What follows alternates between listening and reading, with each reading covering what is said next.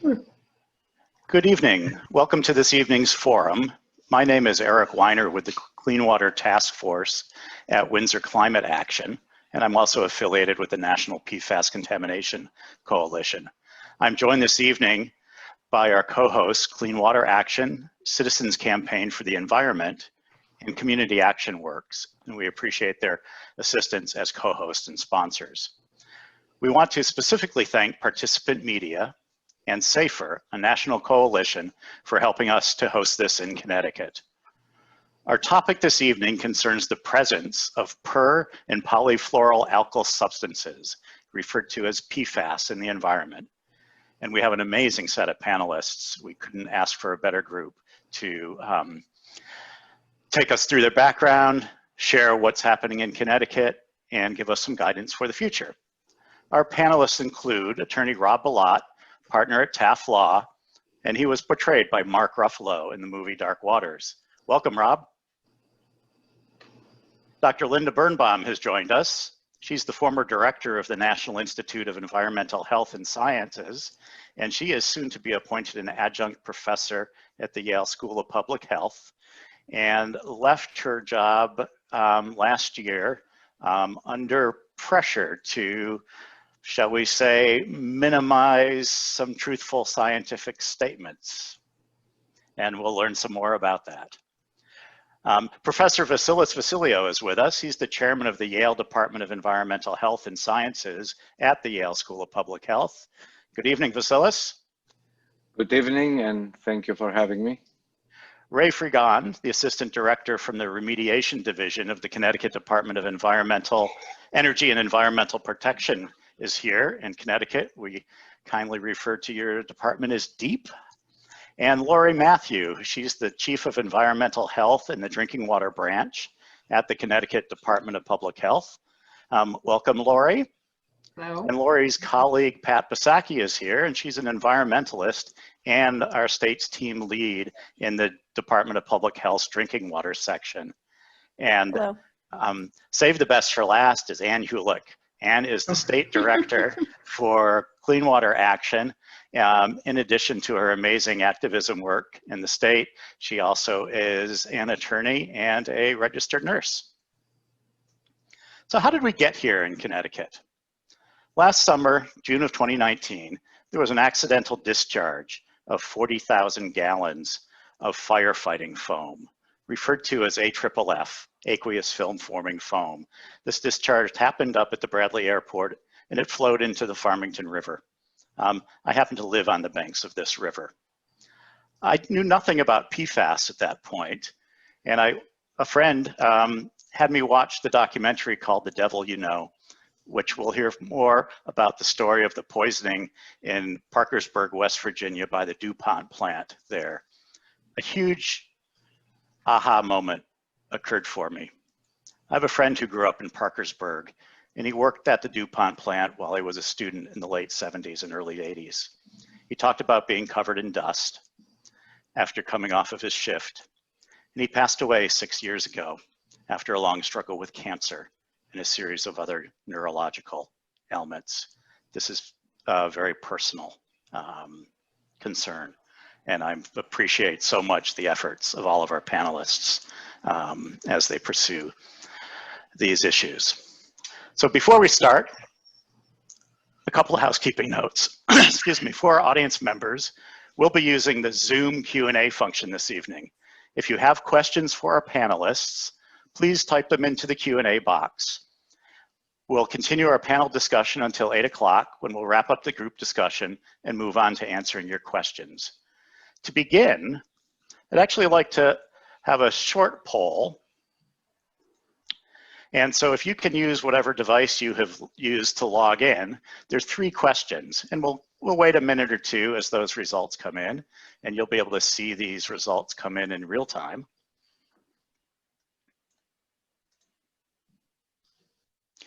So the first question is, what's the primary source of your drinking water? Private well, public water supply, bottled water, I don't know, or other? Prior to your engagement with this event, had you heard of PFAS chemicals? And the third question, on a scale of 1 to 5, with 1 being no concern, 5 being extreme concern, how concerned are you about PFAS chemicals in the environment? And we have about 3/4 of our audience has weighed in. They're coming in fast. We're going to count votes much more quickly here than will happen on November 3rd. And I'm going to close the polling, and you can see the results up on your screen right now. So it looks like most of our participants are receiving water from their public water supply. Quite a lot of prior knowledge of PFAS, and it looks like in general there's moderate to extreme concerns. There'll be one more question at the end of the evening. So let's begin.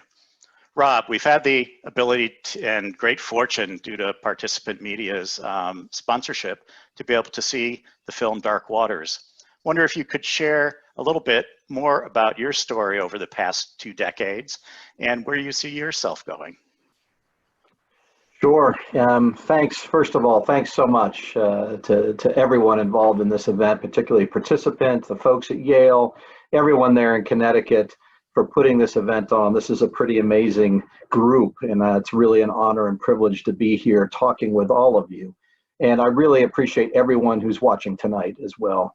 You know, those of you who had the chance to see the film Dark Waters or the documentary The Devil We Know, you know, you saw the story of what it took for one community out in West Virginia and Ohio along the Ohio River to bring out to the public and to the rest of us information about one of these PFAS chemicals.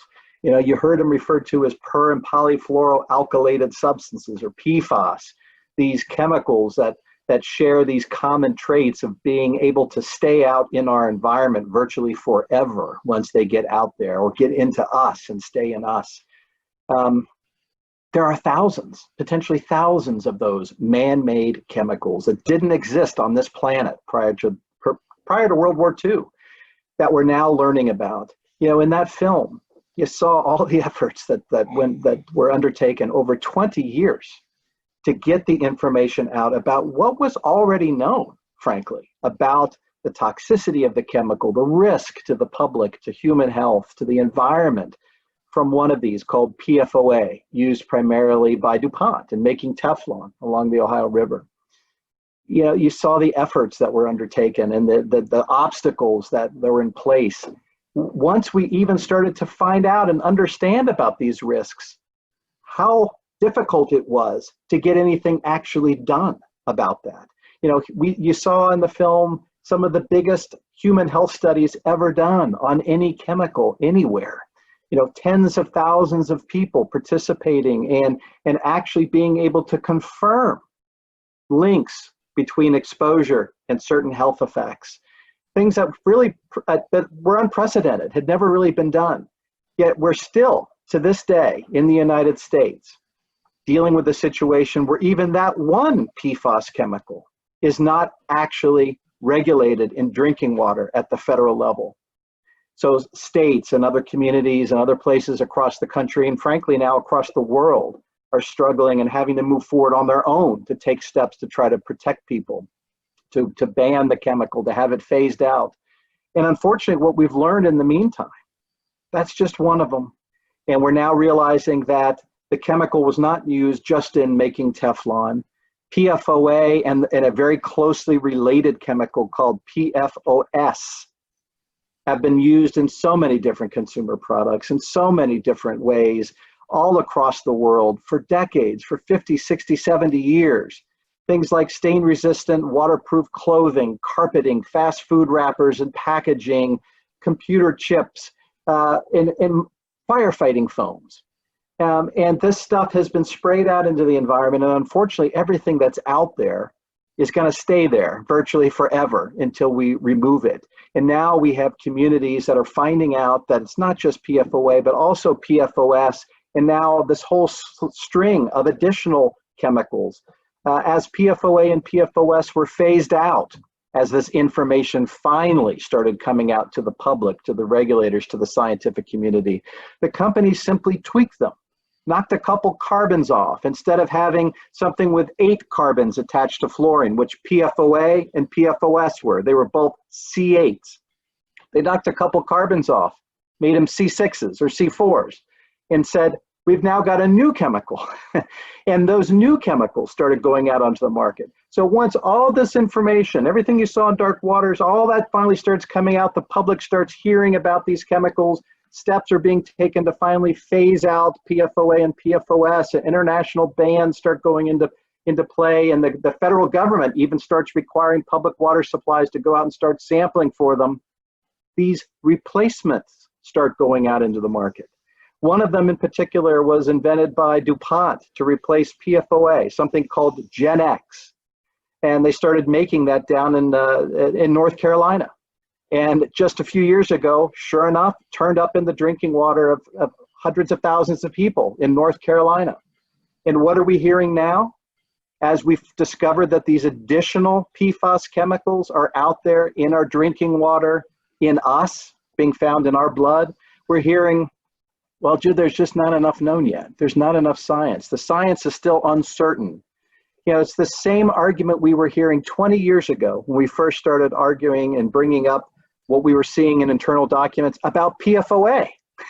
And all we had to go through to finally convince folks that this is in fact toxic. There is a problem with these chemicals. It was known for decades that there was a problem. Well, now we're hearing the same thing about these new chemicals. And communities that are finding this broader group of PFAS are now being told, well, we now need to wait. We need to see if you start developing cancer, or if in fact there's some problem that we can actually confirm is linked to these new chemicals. And we need studies of tens of thousands of people in order to do that. In other words, have to kind of repeat what we did in one community that you saw in the film for PFOA along the Ohio River, and do that for all of these additional chemicals over and over again, 20 years, maybe 20 or 30 years for each of these. So what I think you're finally seeing is, as this story has come out and people have realized what happened with just one of these, and the fact that we're now dealing with hundreds, if not thousands of them, is we're seeing the scientific community, the regulatory community, people starting to realize we need to come up with a different way of approaching these chemicals, and maybe deal with them as a class or as a group, so that we're not having to have our communities, our neighbors, our families be the guinea pigs who are exposed to these chemicals and watch and wait and see what happens and see if they get cancer or get sick for years and years and years before we take steps to actually do something to protect folks. So I think what you've seen is, as this story finally came out, there in 2016, there was a New York Times Magazine article that came out that kind of summarized the history of what was going on with PFOA and the fact that it was there in the water. And people started realizing these chemicals, not just PFOA, but PFOS and related chemicals were in the water. We started getting testing for the first time, particularly when the Department of Defense realized that PFOA and PFOS had been used in firefighting foams that were used in airports and military bases all over the country. Testing finally began. 2013, 2014, the testing finally started around these military bases for these chemicals. And sure enough, they're found virtually all over the country, virtually all over the planet. And as we've seen that awareness, I think it's been really incredible to see communities coming together. And particularly as we've seen this story finally come out, and the folks at Participant did a fantastic job in really finding a way to convey this story and make people realize it's not just a story about one community in West Virginia. This is a story that affects all of us. This is something we are all dealing with now. But for people to see that, one person or one community getting together and standing up, speaking out, and demanding that things be done and change, it can happen. Things can change. In fact, since that movie has come out and people have started talking, we're having these discussions across the country, we're seeing legislation being proposed for the first time to try to address these chemicals in a comprehensive way at the federal level. That's moving slowly, as you can imagine. There's a lot of fighting about that. Yet we're seeing states take steps to move forward, to start comprehensive testing across the states, to take steps to try to adopt safety guidelines for these chemicals in the water while we wait for the federal guidelines to come out. And what we're seeing too is the safety guidelines are going lower and lower and lower. As we get more information, where we're seeing that the more information we have, the more concerned, frankly, we ought to be about these chemicals. And particularly when we see that a lot of the health effects that are starting to be linked to these chemicals, one of the strongest is impacts to the immune system. And I'll leave it to others on the panel who are scientists to talk more about that.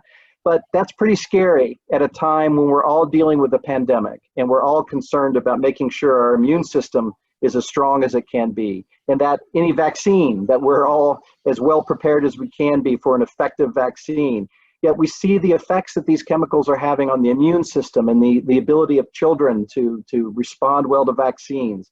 So I'm incredibly encouraged and grateful to be able to be participating in discussions like this, particularly with the folks that are on this panel, to see us talking about this, elevating awareness of this problem. This is a worldwide public health threat, in my opinion, one that has gone unnoticed and under the radar for far too long. And it's really incredible that we've got the opportunity now to talk about this and to bring people with this kind of expertise, folks there within the state of Connecticut that are taking action to try to address this, the scientific community, and we're making progress. And I'm incredibly encouraged that with all of you that are listening and the other participants, everybody that we're talking to across the country, I think we can make a huge change here and not only stop these ongoing exposures, but come up with ways to deal with what's already out there. This stuff's already in our environment. It's already in our blood. We're going to have to come up with some really innovative ways to deal with how do we get rid of this stuff out of our environment and out of us. So I look forward to that discussion, and thank you so much for inviting me to be here. I appreciate it. Thank you, Rob. Really appreciate your comments and ever grateful for the work and the stick-to-itiveness you had when you were all alone in driving this effort. I have so much admiration for the work you've done. Thank you. Linda, I wonder if we can, you're welcome. Can we turn to you and try to share some perspective from a national government official with environmental health responsibilities as this type of science and medical knowledge starts to come out?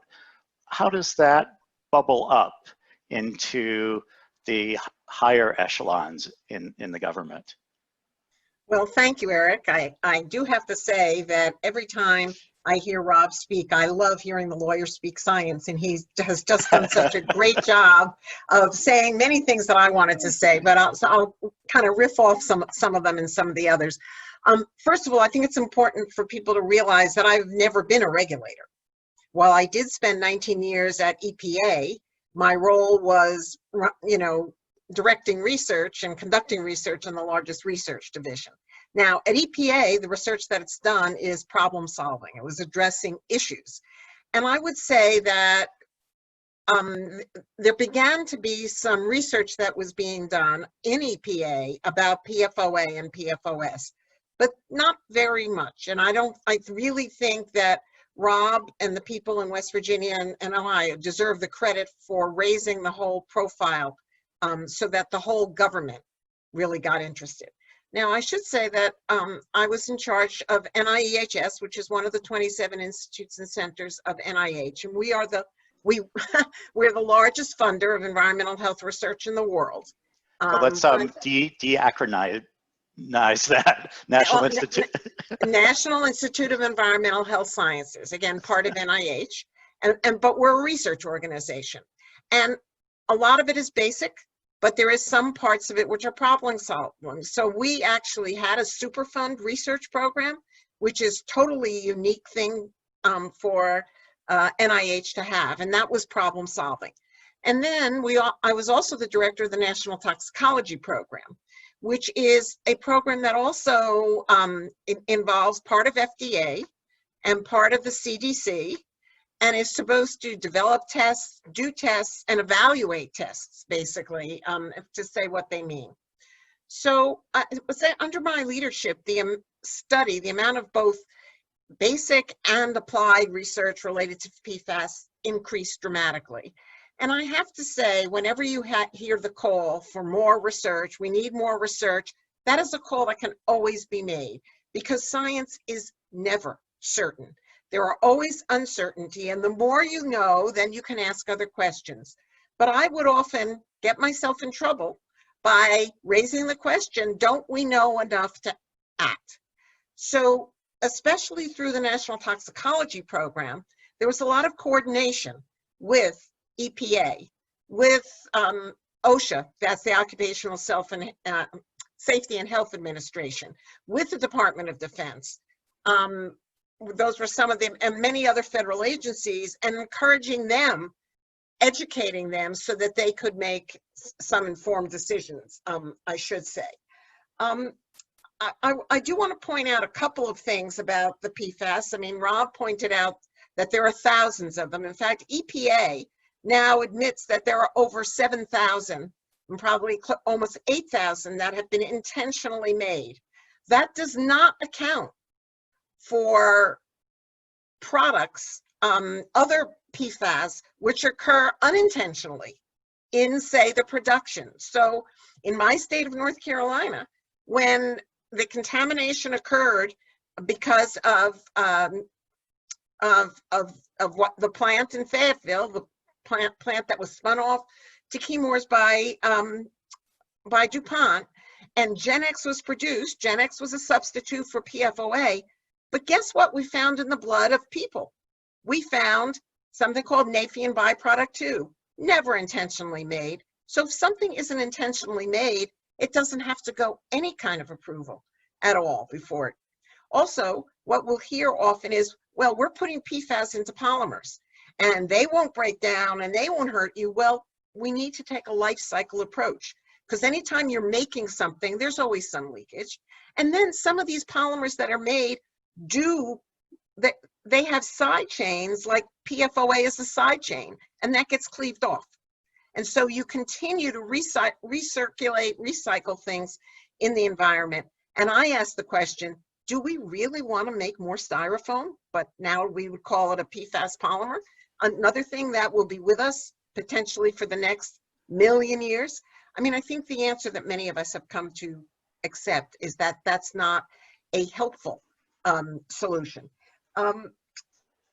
I know that a lot of the interest in this group and a lot of people, I think the greatest level of concern has been related to PFAS in drinking water. And I will say that if your drinking water is contaminated, you'll be contaminated too. Your levels will be higher than the average American public. And I do want to agree with Rob, these chemicals are in all of us and they are all over the world. So there's no such thing as a pristine Arctic. You know, our beluga whales and our walruses and our ring seals and our ice in the North Pole all has PFAS in it. So they are everywhere. And what we measure is really only the tip of the iceberg, speaking about the Arctic, but literally is just a small amount of the total. The study just came out from Silent Spring, I think this week, or relatively recently, talking about the fact that when they look in consumer products, they can only identify about 20% of the PFAS. The others, we don't know what they are. The same thing was found in the Cape Fear River in North Carolina, that the EPA scientists who were monitoring could only identify roughly to 20 to 25% that's in the water. So a question that I ask is, when the scientists tell you that this is the level in human blood, are you measuring 20% of the PFAS, or are you measuring 80 or 90%? And the answer to that is we do not know. And I would say that's a question we need to begin to understand. So Linda, it seems as though we need a shift towards regulating single molecules at a time, towards looking at the class. Absolutely. Do you have any thoughts on how that happens? Sure. From a regulation perspective? So there have been things. There have been classes of chemicals that have been regulated.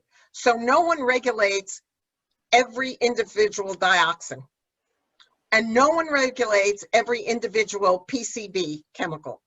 They are regulated as a group. You regulate the dioxins, you regulate the PCBs.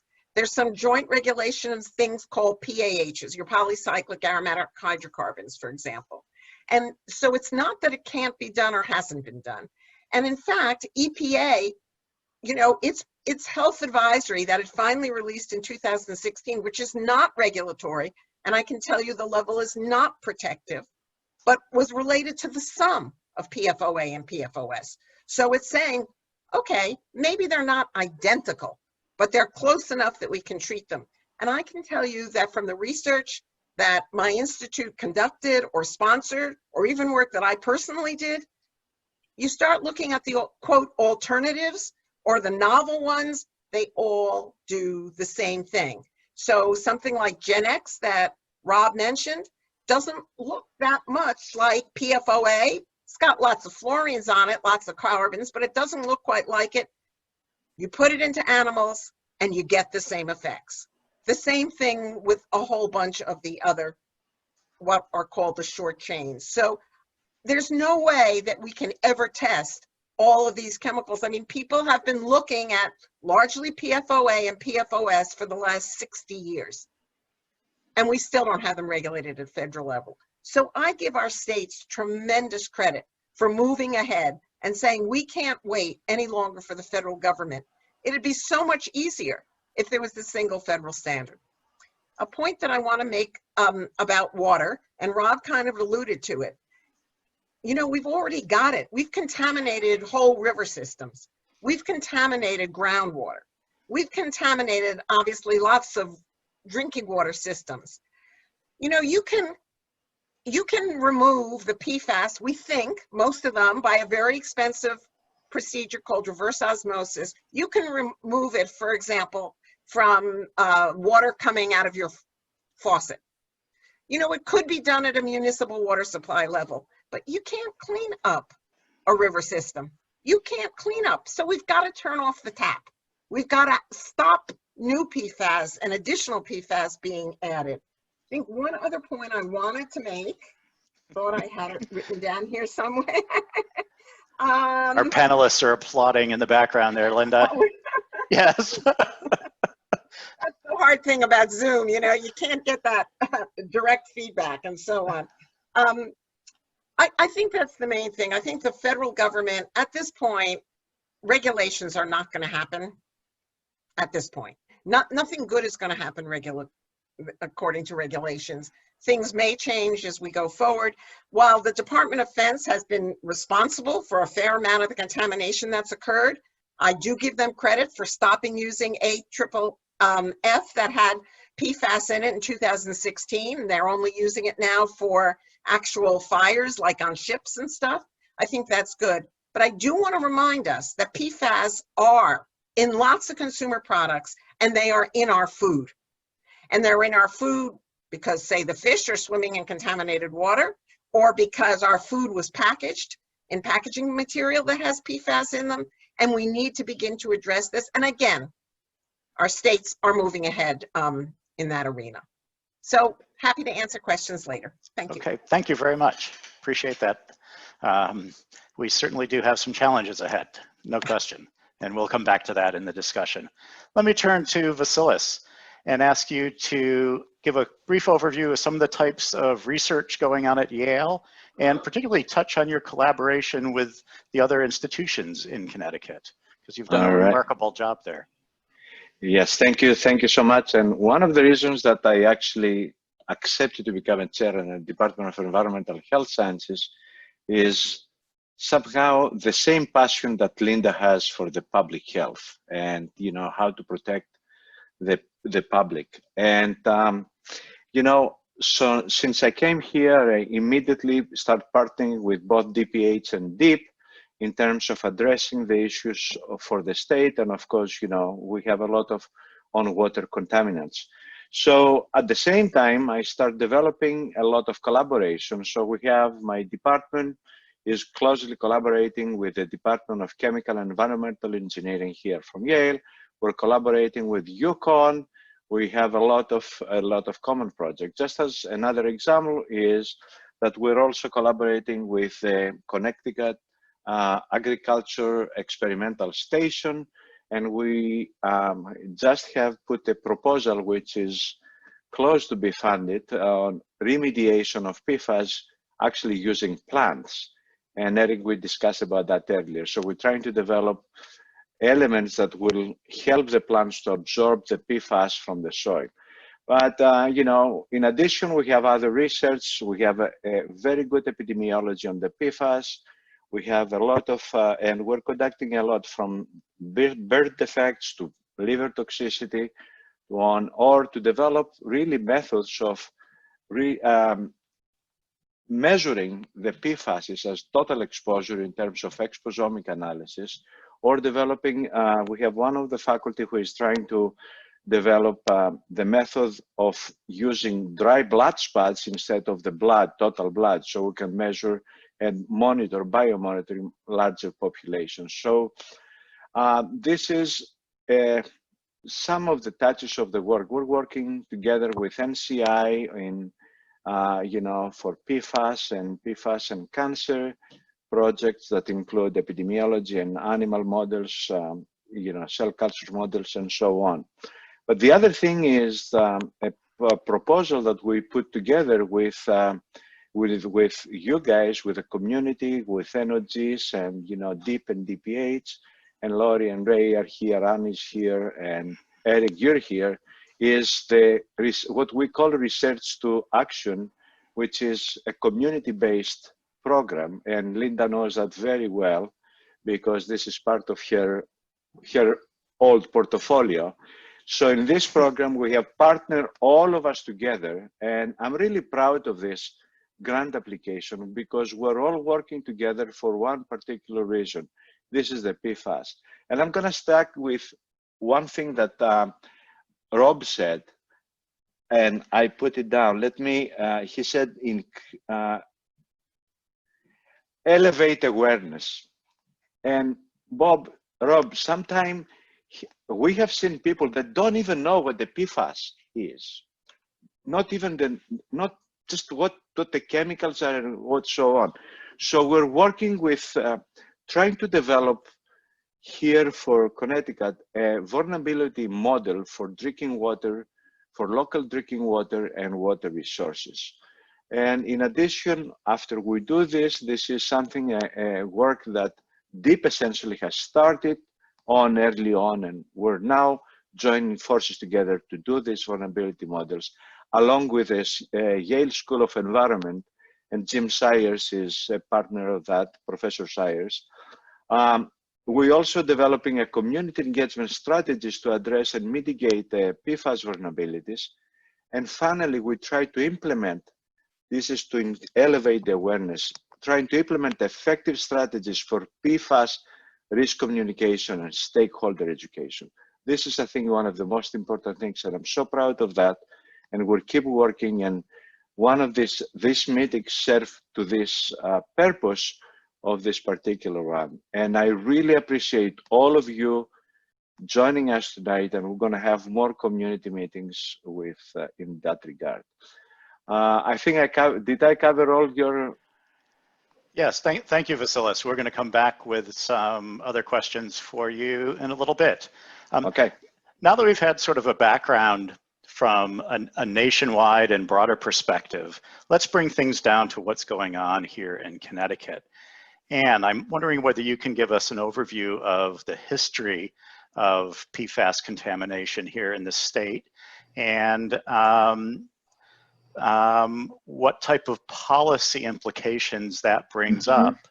And then we'll turn it back over from there to DPH and DEEP and understand the actions they've taken.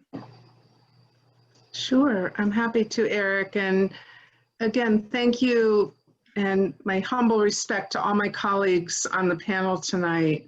I couldn't be more proud to be on this panel with you and actually host this event tonight. Thank you to Attorney Rob Alott, Dr. Linda Birnbaum, Professor Vasilis, all of you at the state level who are working on this issue together with us. I'm really grateful. So my organization, Clean Water Action, has worked on this. We're part of a national coalition with Safer States. So we've worked on this issue of PFAS chemicals for a number of years now. And I approached DEEP and DPH back early in 2018 with concerns about this issue, and I was so impressed with their knowledge of the issue. They were right on top of it. They knew everything about it. They had already thought through policy implications. They were really on board. And so they immediately became partners in this conversation. And as my organization is an environmental advocacy organization, we worked hard to mobilize residents and policymakers across the state to be very proactive in addressing PFAS chemicals in general, whether it was through restricting firefighting foam in training or broadly in general at airports. We know that there are FAA and Department of Defense federal laws that are overlaid on that and restrict our ability as a state. But nonetheless, we reached out, we formed relationships, we were concerned about firefighter health, first responder health, and we began to mobilize about this issue and educate folks on the scope of contamination from various products. So I was really pleased very early on to, as I said, to have partners with our agency folks on this issue who really understood the health and environmental issues. And sorry, Eric. Yeah, could you perhaps touch on some of the discharges that have happened in this state? I was just getting to that. Great, so, thank you. Yeah, so our organization was successful in advancing a couple of bills in early 2019 to restrict firefighting foam and food packaging that contained PFAS. The challenge was that no one had heard of this issue. So, the bills didn't move forward. And then in June of 2019, very ironically, after the legislative session closed, we had a spill of firefighting foam into the Farmington River from a private hangar at Bradley International Airport. And unfortunately and ironically, that galvanized some real public outreach and concern about the issue.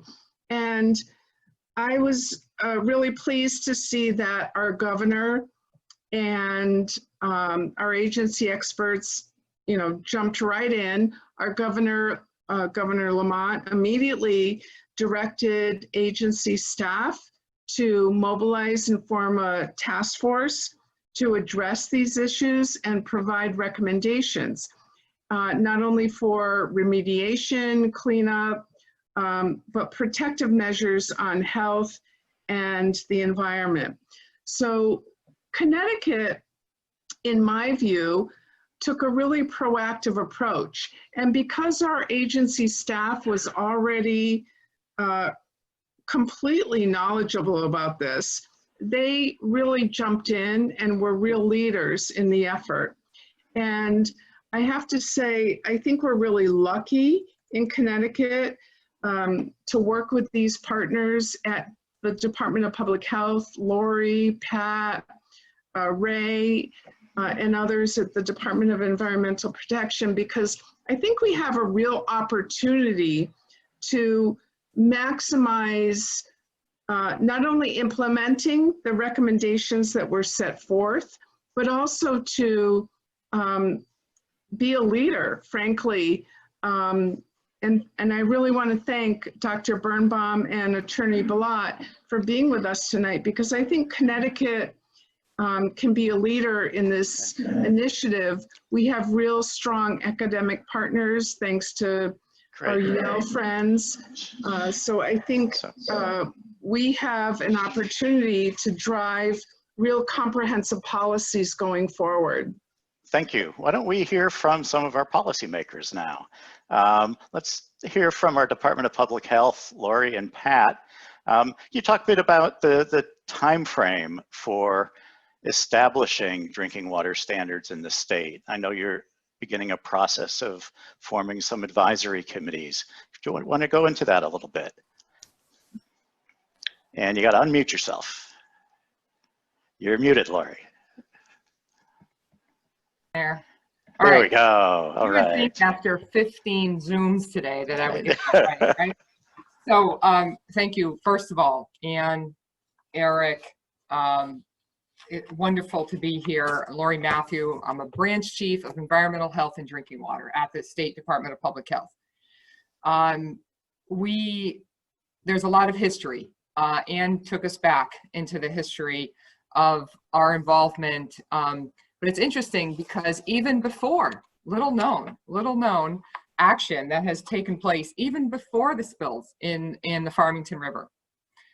Both state agencies were working together at the tail end of the year 2015 into 2016. And as a matter of fact, the Department of Public Health had issued in December of 2016 a public health advisory.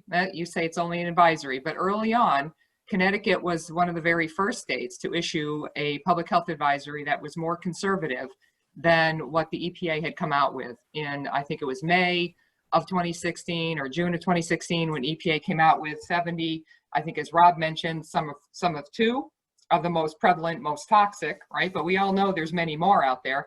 So our toxicologist, Dr. Gary Ginsberg, came out in December of 2016 with 70, some of 5. Now, time has gone on, and you say, well, it's been 4 years. What are you doing? Well, we did have a task force. We actually initiated the work for that task force in April of 2019, when both of our commissioners got together of Department of Public Health and DEEP, spoke and started to, and knew that there needed to be more action in the state of Connecticut.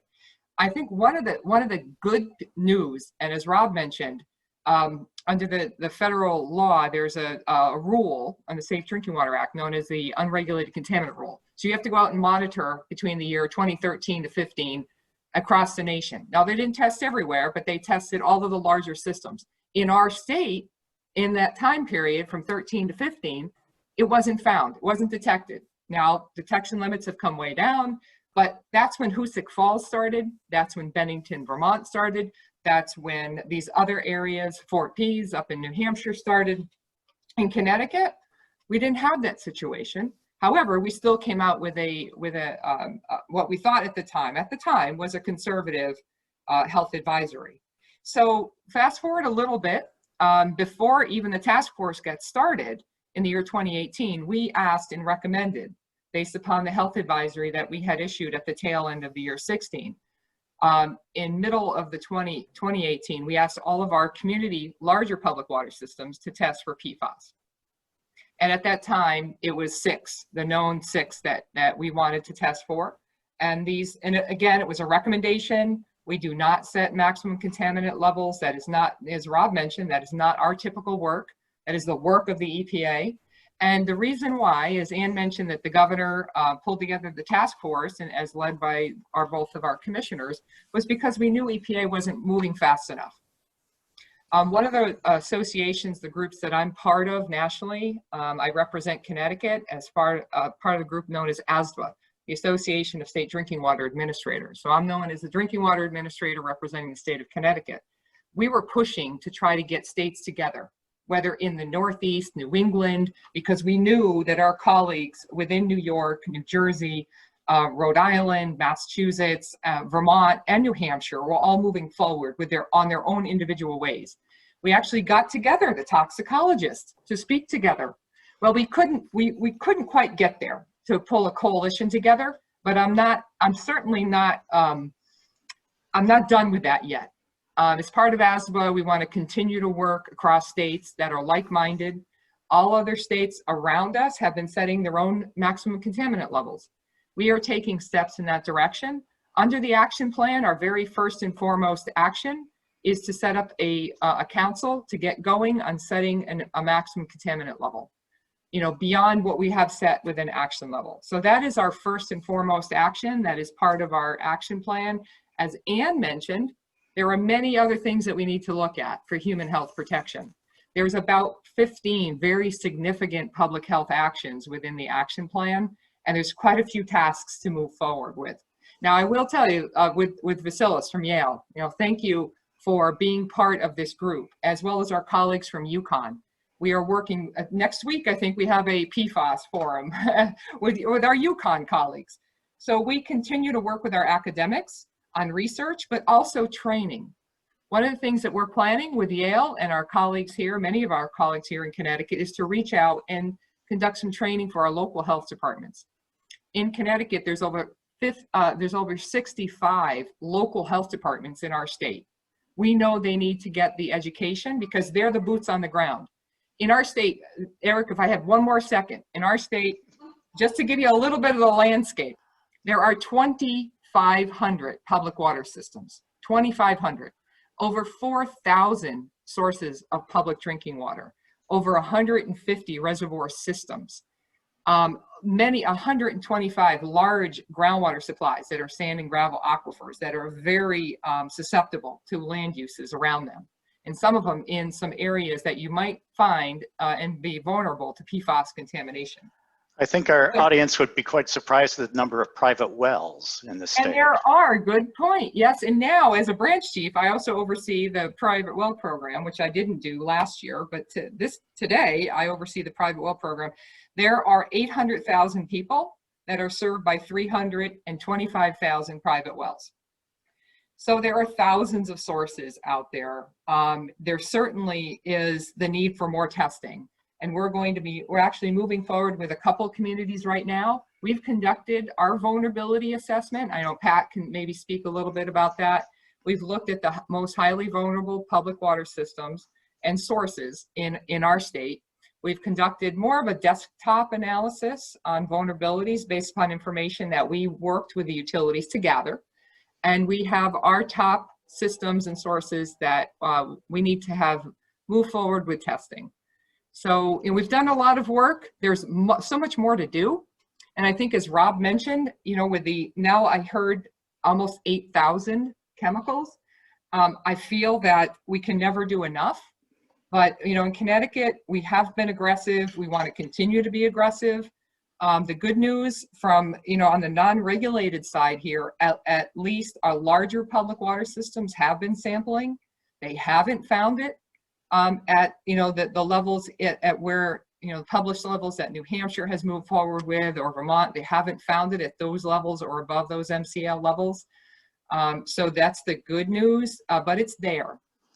Even some of our largest reservoirs in our state have found it, where you might think, oh, it's such a large body of water, you wouldn't find it there, but it has been found. So it is prevalent. It is out there. It is a threat. And even in our state, where you have such well-protected sources by state laws that have protected them from industrial discharges, don't exist up gradient of our public drinking water supply reservoirs. Sewage treatment plant discharges don't exist up gradient of our intakes. So our sources of supply that are surface water are the very best protected I think in the country. I know in the country. I talk to my colleagues all the time about this. Our state has done a very good job in protecting those surface water supplies. They are pristine. But even then, you still find it. So I guess I'll stop there and, okay. Thank you. You know, maybe Pat can expand a bit on the vulnerability assessments. Yeah, we'll loop back here. I did want to broaden it out as Rob and Linda said, we're concerned with more than just drinking water. So there are remediation efforts in the state regarding the firefighting foam.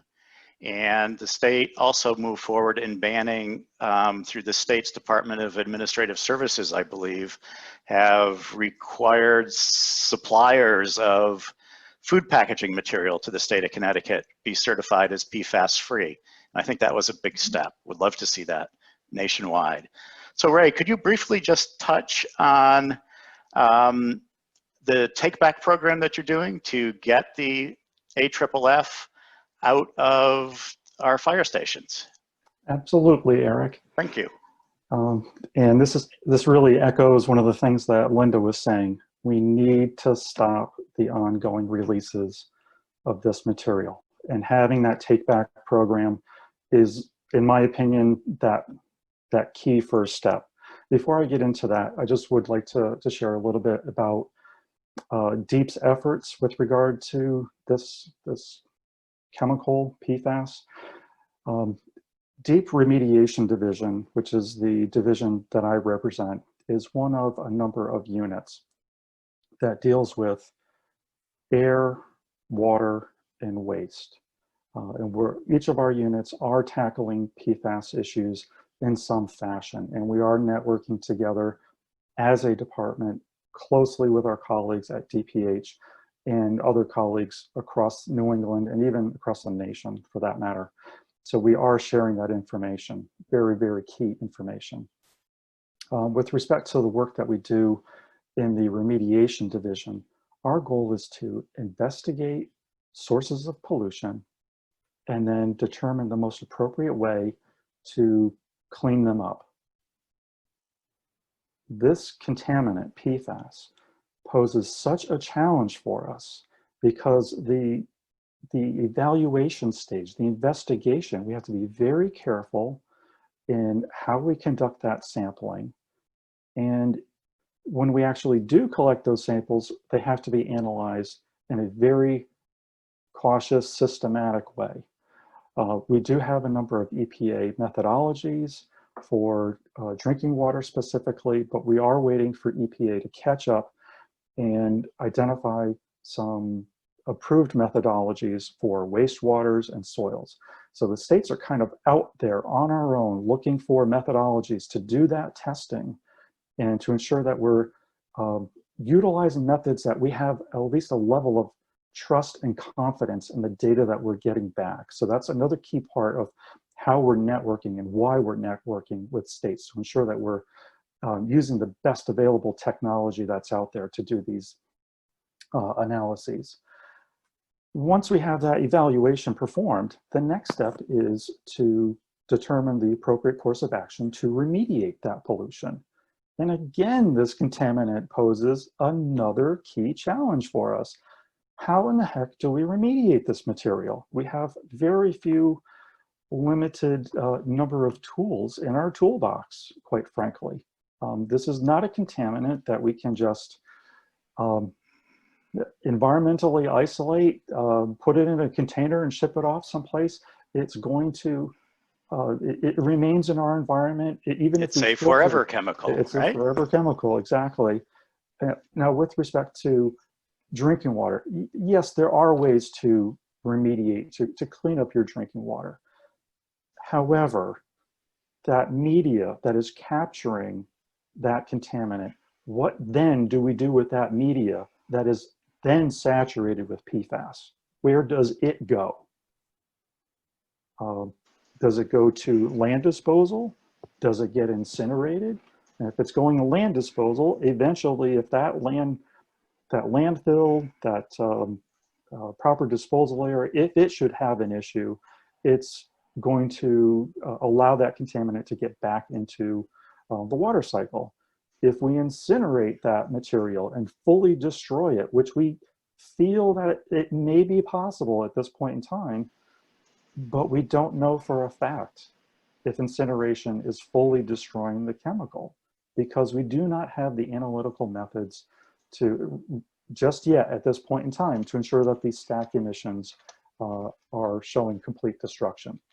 I'm sorry I belabored the point. Let me get to the AFFF take-back program. So the aqueous film forming foam, that's the material that's in this river behind me.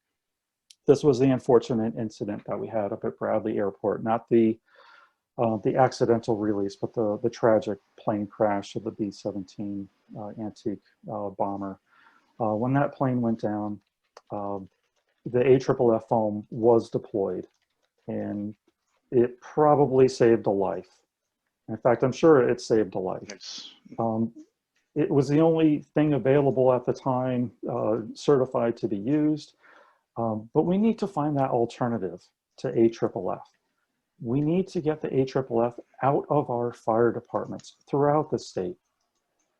On average, every week, how many incidents do we have on Connecticut roadways where there's a vehicle incident, whether it's an accident or a tanker rollover and spill, a vehicle catches fire?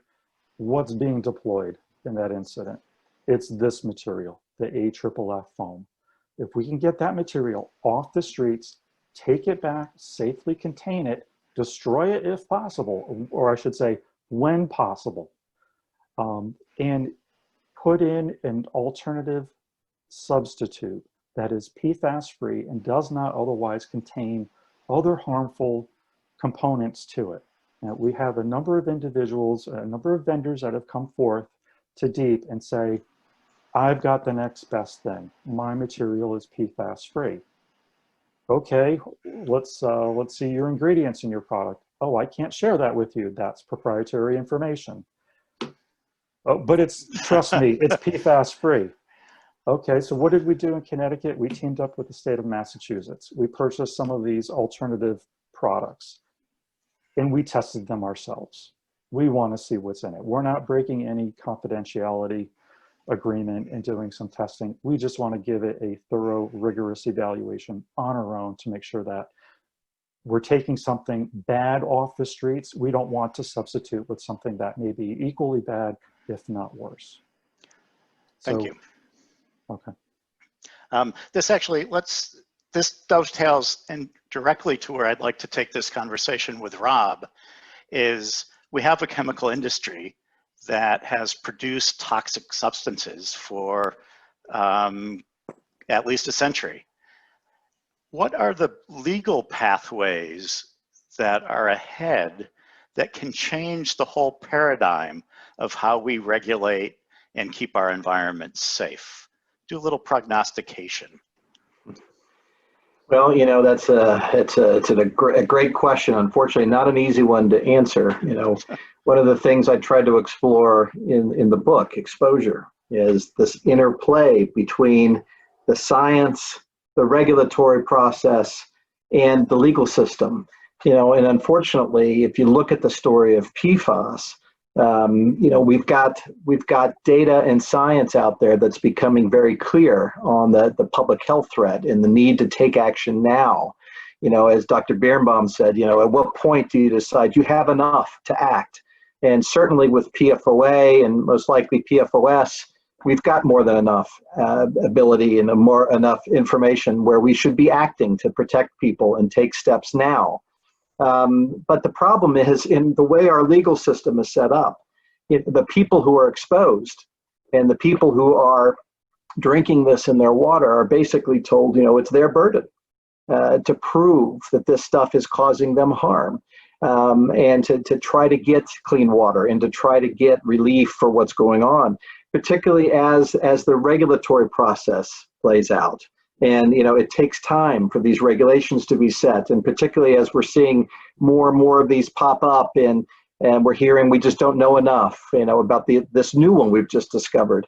The people who are drinking it are left to basically being told through the legal system, they've got to somehow come up with the evidence and the science to prove that there's a harm before they can get anything done. And you know, that's an incredible burden. That is incredibly difficult. And it's almost impossible sometimes to do, just the way our legal system is set up and the way science is generated, particularly, you know, when you're told that in order to show, for example, whether a chemical is causing or can cause a human health effect, you're told that you need more than animal studies. You need human studies as well. And in order to find things like cancer and to confirm statistically significant findings for cancer, you need tens of thousands of people. Well, you think about that. You look at that, the fact that that was done with PFOA. That took years. It took tens of millions of dollars. It took tens of thousands of people agreeing to come forward and participate in studies like that. And we had a very unique situation, as you saw in the film, where we had a company where we agreed, and this is an important point that I wanted to pick up from Dr. Birnbaum. You have this idea of when is enough enough? We sat down and agreed with DuPont. If these independent scientists look at all of this data and find that there's this probable link between drinking PFOA and one of these diseases, we won't fight anymore about whether or not that disease can cause, that chemical can cause that disease at these levels. That will be resolved. And we had to agree up front in a contract, a written agreement, that would be enough. So we would stop the fighting. And my concern is as we see all these additional PFAS chemicals popping up, and we hear this argument cropping up that we heard with PFOA. Well, we don't know enough yet. We need more studies. We need more science. We need more data. My concern is there's going to be continual litigation and fighting over this unless we can also set up something where we can agree, once we hit this standard, that's enough. We're going to take action.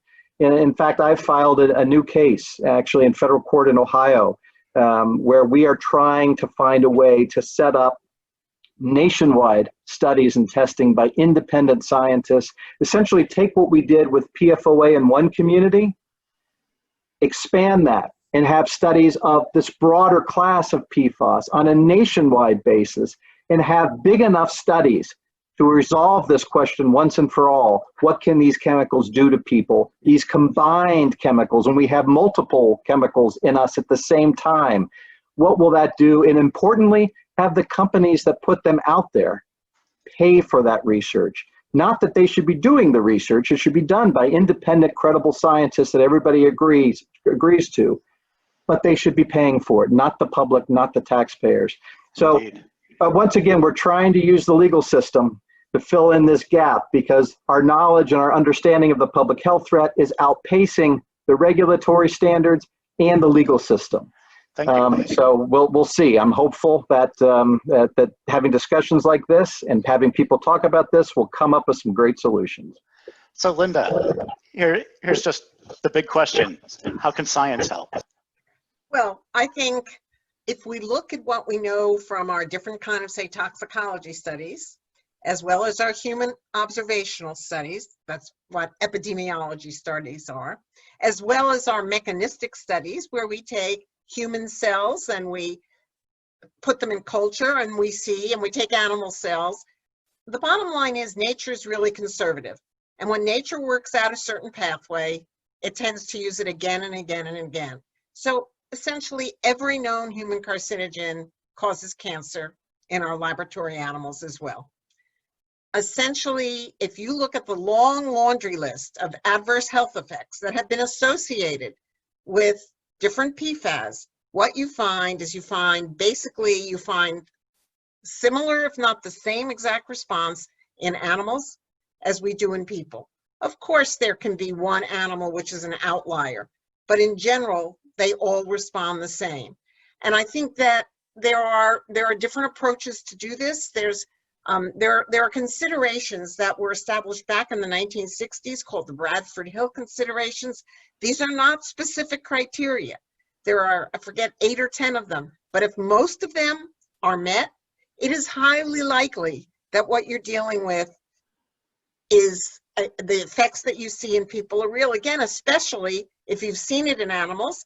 Doesn't even have to be experimental animals. It could be your companion animals like dogs or cats, or it could be domestic animals like, cows or sheep or horses, or it could be wildlife. But when you see it in multiple species, you see it in a number of different human epidemiology studies, you see it in experimental laboratory studies, and then you have cell culture data as well. The answer is these things are causing agents. We're never going to intentionally at this point take PFAS. I mean, it is unethical to expose people intentionally to PFAS when we have the concerns that we have about them. Thank you. Rob, we have a state attorney general in Connecticut who has been very dedicated to helping build a legal framework to resolving some of these issues. What advice would you give to him to be able to come up with a set of precautionary principles to drive not just the protection against one or two PFAS chemicals, but the broader collection of environmental toxins? Well, yeah, I can't really offer any legal advice, and certainly No. would not presume to do that to the Attorney General. But I think what we're seeing happen across the country right now are states, and through the Attorney General's office, trying to take steps to, first of all, do thorough assessments to make sure that we know where the exposures are occurring so we can stop those ongoing exposures, and to take action to try to make sure that the water is being cleaned up, and that frankly those responsible are paying those costs and not the taxpayer. You know, we're working with different states, different state attorney general's office, water providers all across the country, try to make sure that those costs are actually paid by the companies that put this out there knowing it was going to get into our water and into our blood. And you know, this is going to be incredibly expensive, and particularly as you just heard, we heard you know, about all of the different water supplies there are just in the state of Connecticut, all the different sources, all of the thousands of wells and the thousands of water supplies.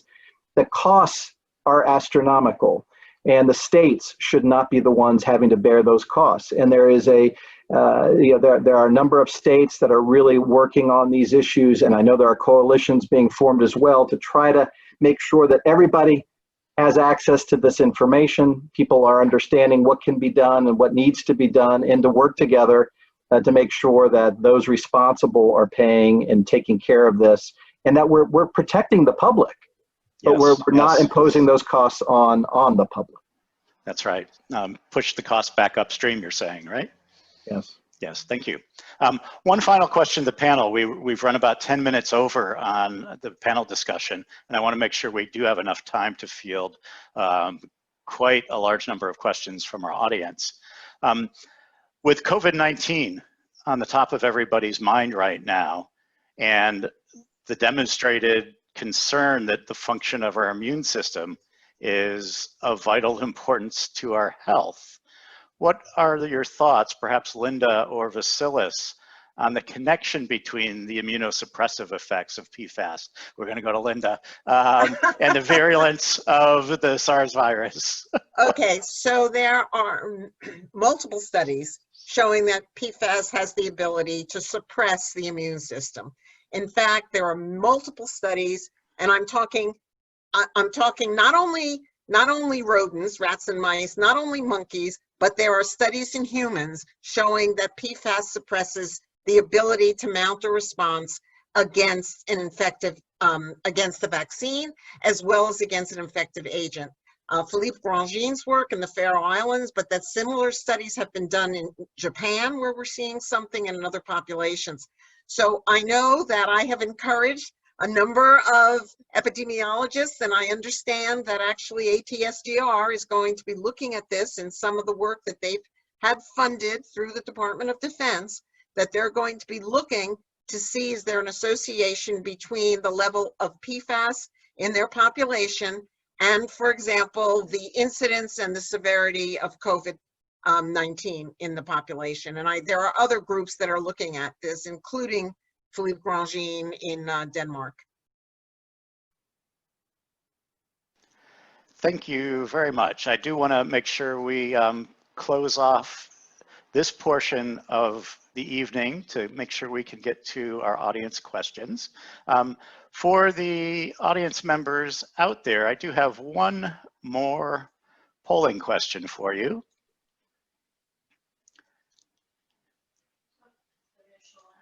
Nope. And here we go. After participating in this forum, has your level of concern about PFAS chemicals in our environment changed? If you could use your devices to give some feedback here, and you can choose more than one of these responses if you would like. Let's see what we get.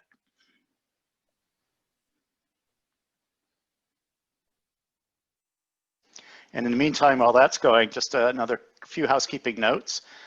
We will be emailing out a series of resources and contact information to all of our audience members.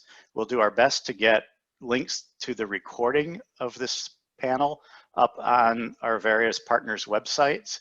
We'll try to do it tomorrow. Can't promise that. There will also be a series of tailored forums coming forth, one targeting public health directors and officials throughout the state. We'll have a dedicated program looking at the firefighting community and the risks and alternatives they face. And we'll also email out to you a September 15th letter from Robert Redfield, the director of the CDC, to Senator Shaheen of New Hampshire, where he outlines the research that's currently going on relating to COVID-19 and multi-site PFAS studies. And we'll also have a letter for you from Congressman Larson of Connecticut's 1st District on this, summarizing the status of current PFAS legislation. So it looks like our results are in, and you can see for yourselves, it looks like lots of folks have additional concerns. So I would say we helped to open some eyes and broaden view of the world. So let's move on to some audience questions. For the panel, what changes have you made personally in your home with respect to PFAS and other toxic chemicals? Anyone? Go ahead, Linda. Okay, so I got rid of my Teflon pans. I actually went back to my old pans that I got when I got married over 50 years ago. Went back to them in many cases, and they work fine. The ones that haven't fallen apart, that is. I think that's one thing. I make sure that at least the water that we're drinking is filtered. My frustration is that I now know that my water has contaminants other than PFOA and PFOS, which are quite well filtered by standard kinds of filtration mechanisms. Some of the newer PFAS that are being used are not readily filtered. You have to use reverse osmosis, and I haven't done that yet on my tap. I will say if I had young children, I probably would invest in that. And I try to not buy anything when I go to the store and they show me this great pair of hiking boots and they tell me they are totally water repellent. I don't buy them. And that is a point I want to quickly make to people, is that the marketplace can act more quickly than the regulatory or the legal approach. So when the public gets involved, the public decides it doesn't want something, the industry will stop making it. Indeed. Anybody else have changes they've made in their household? Anne? I just want to flag what Dr. Birnbaum said. I couldn't agree more that we have to work on both the regulatory and the legislative, but also the market change and the market pressure is really important. So I personally, don't buy Teflon pans. I worry about PFAS in food packaging. And we are my organization is part of a large national coalition and the Mind the Store campaign that is urging the largest retailers to move away from PFAS in their food packaging. So we're trying all these different levers to, as Dr. Birnbaum said, to not only help consumers, but push the major retailers to, shift their practices. So I would just add to that. And we're currently targeting McDonald's and a whole bunch of other organizations that are global retailers that have a big McDonald's, because PFAS is in food wrappers, right? Yes, yeah, yep. So, yep. Thank you. I have a question for Rob from Xander, who's a local high school student who's doing a science project around PFAS, and he's also a filmmaker who produced quite an amazing short documentary on the effects of PFAS in the environment. So question for you, Rob, is what is the best thing that someone in his generation could do to raise awareness? And how do you have the stamina and perseverance to keep going for so many years on this topic? Talk about it. Have these discussions. That's the most effective thing we can do. And that's what really encourages me, is being able to participate and see events like this, where we're actually finally discussing this. It took a long time before we started having discussions like this and having people actually know. I mean, I was amazed, frankly, when you started your poll at the beginning and asked how many people had heard of PFAS. I mean, if you had sent that poll around just a year or so ago, I'm sure the numbers would have been very, very different. Yeah. So it's amazing what sharing stories and talking about these things, what kind of change and impact that can have. And, I guess as far as, what keeps me going is thinking the truth finally comes out. This will finally, people will get it, and I think back to Mr. Tennant, who, those of you who saw the film, the farmer in West Virginia, who first came to me, 22 years ago, saying, there's something going on here. Just look at the facts, look at the data, look what I've got here.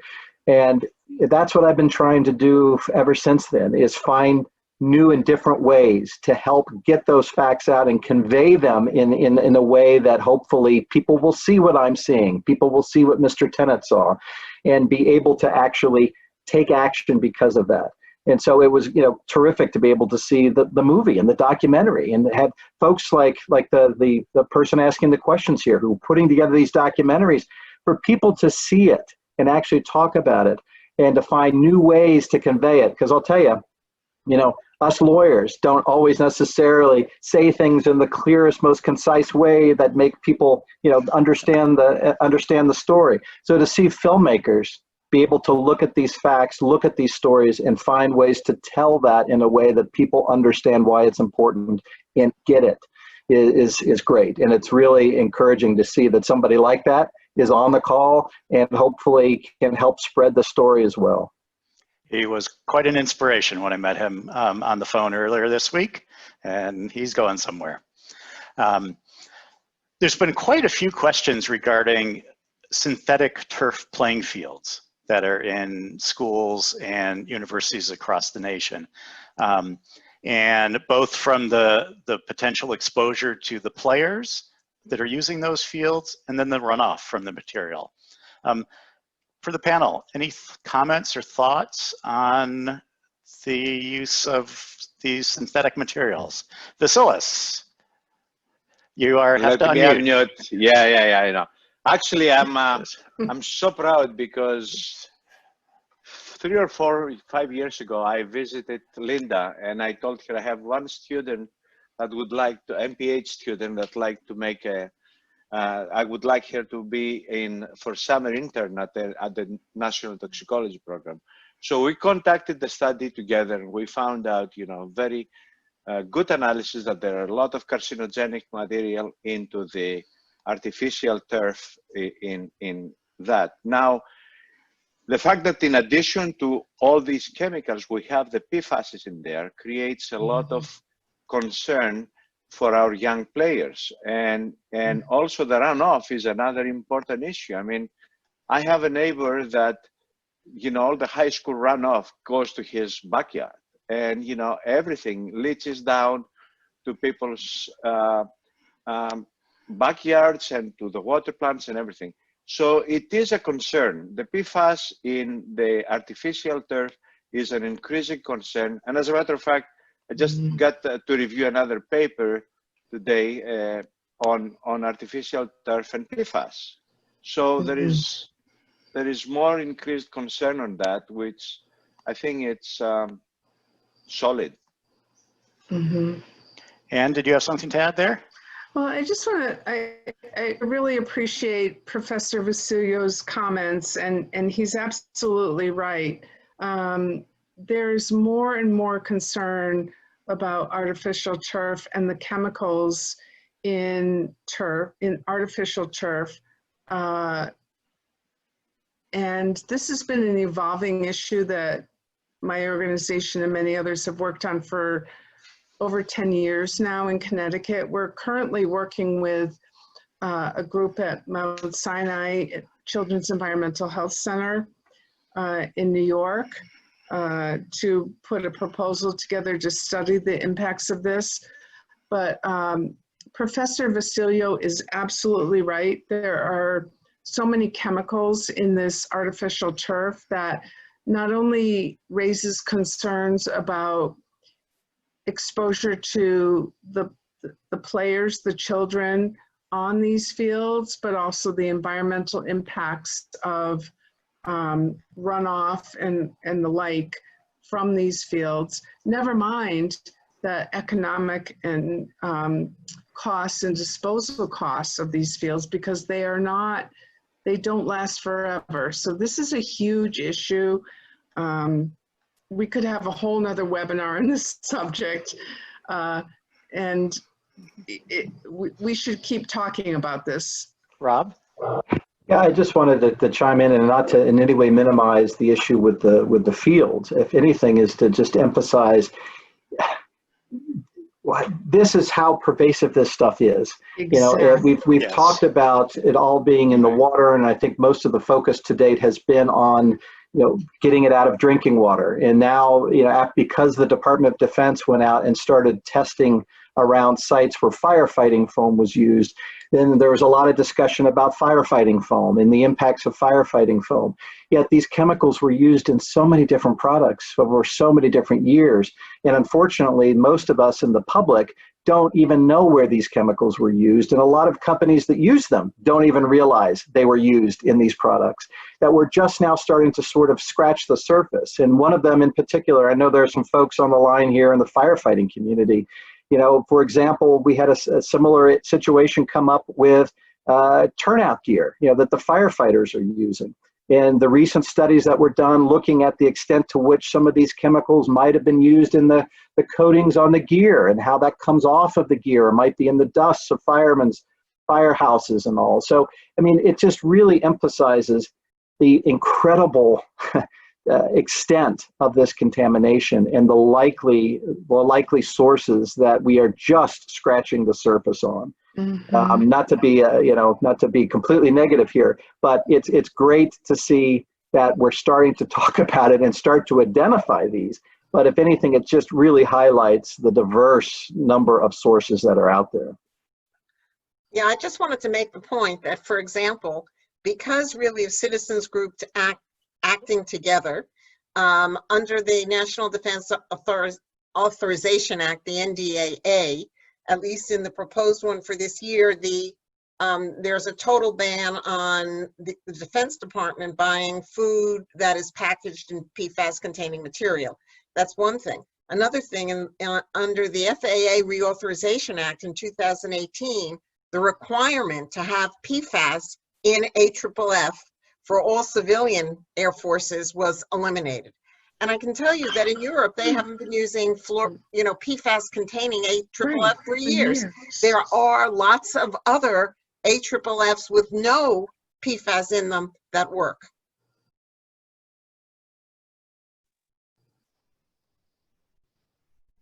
I didn't unmute myself. Here's a related question with respect to firefighters. With all the fires out west, are there PFAS chemicals in what the firefighters are dropping from airplanes to fight the fires? And if so, what are the effects on drinking water for wider contamination? Any thoughts? I'll jump in real quick, and then I'll defer to others here, but I think it's important to understand there's different types of firefighting foam. And the foam we've been talking about, which we call AFFF, or aqueous film forming foam, is typically used to battle petroleum-based fires. Things like airplane crashes or ships that are burning at sea. And fortunately, I think that the types of fires that are burning out west that are typically wood-based, they use a different type of foam, or at least typically do. So I think we are fortunate that that's probably we're not seeing lots of AFFF PFAS-based foam being spread out on those forest fires out west, but I'll defer to others. Yeah, I really don't know for sure. I know probably 5 or 10 years ago, I asked the question whether brominated flame retardants were being used to fight fires, and the answer was no. But I don't know really what they are using. I mean, some of it is water. There's a lot of use of water, but I don't know, and I wouldn't swear that no AFFF containing PFAS is used.